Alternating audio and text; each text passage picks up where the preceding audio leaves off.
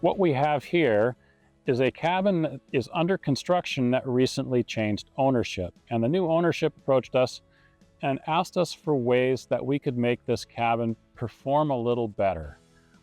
What we're going to start with is an energy audit of this cabin as it currently stands.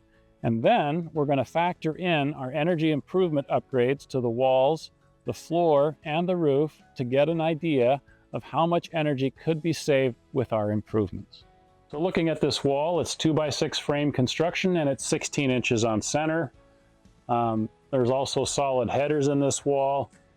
At the end of the day, there's just a lot of wood in this wall, and that's displacing a lot of insulation. This is a 2x10 insulated floor, and it's framed 16 inches on center.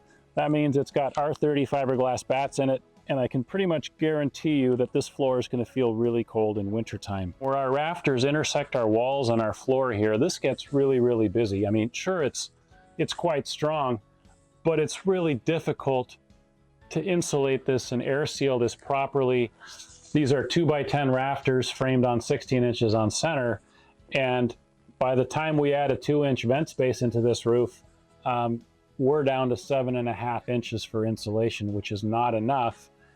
Having looked at this house, we can see that it's got good bones. That means it's well built and structurally sound.